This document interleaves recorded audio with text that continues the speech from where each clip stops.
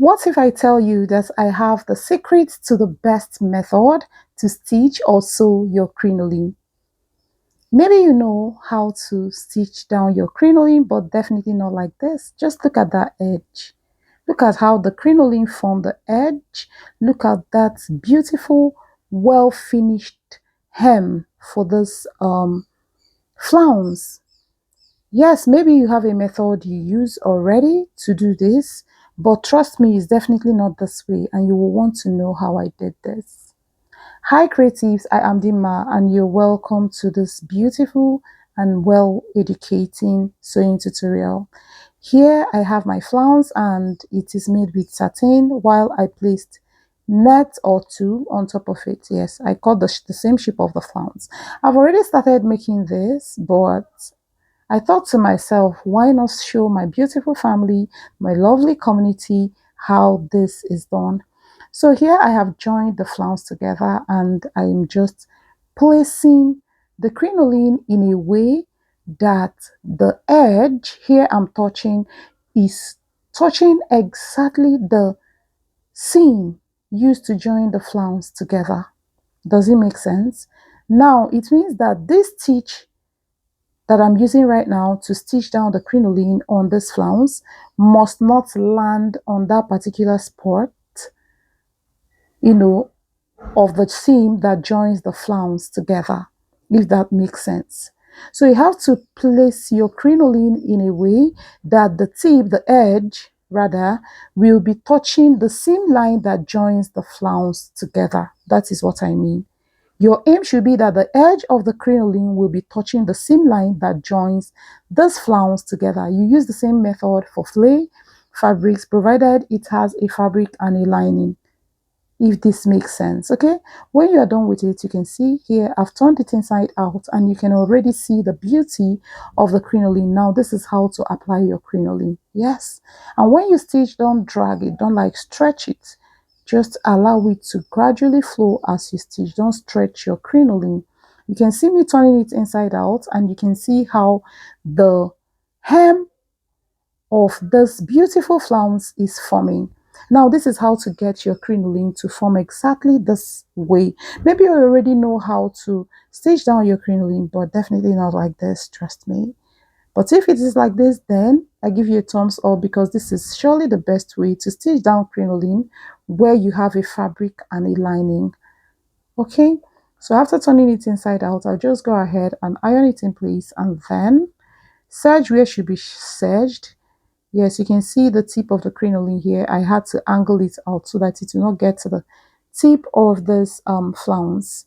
I had to angle it really nicely and place it like this. Of course, I'm going to use bias to turn this edge. I'm going to use bias to turn this edge. So if this is how you use place like stitch your crinoline, then you're on the right track. But if not, I suggest that you try this method. Okay, just try it and let me know what you got. You would definitely love it. So after placing it, I had to just fix back the flounce like this and stitch there close. I'll go ahead and stitch all of the open edge closed and of course serge it. Then I'll turn with bias where I need to turn with bias and go ahead and use it to design what I want to use it to design. I actually used it to design a blouse. Yes, that was what I used it for. I used it to design a blouse. So this is how you're going to place it, and you see that the edge of the crinoline is really beautiful. Most times it's misshapen or is looking somehow. Not with this method, trust me. If you use this, you will definitely come back to thank me for sharing this sewing tip or sewing technique with you. Are you going to try it out? If this tutorial or this video was helpful, give it a thumbs up. Feel free to comment, like, and of course share. Okay, tell me what you got when you use this method. I would like to hear from you. So this is the finished flounce. I will turn up this outer edge when I'm done fixing it on the blouse.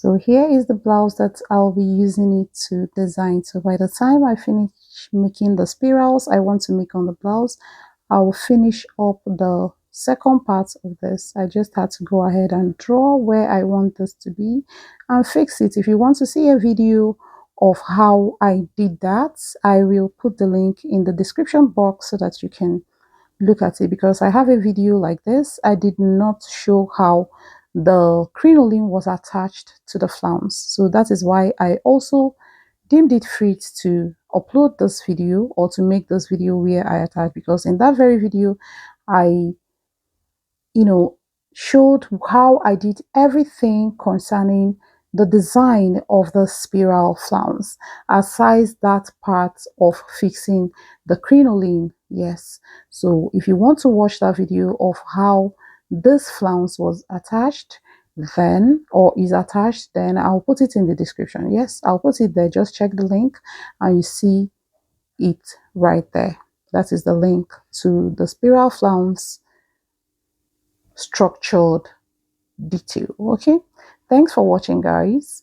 I hope you enjoyed this tutorial. Give it a thumbs up, like, comment, let me know what you think, and also subscribe. Turn on your notification bell as well to be the first to know each time I upload my videos. Thanks for always watching, and I will see you in my next one. Love you all. Bye.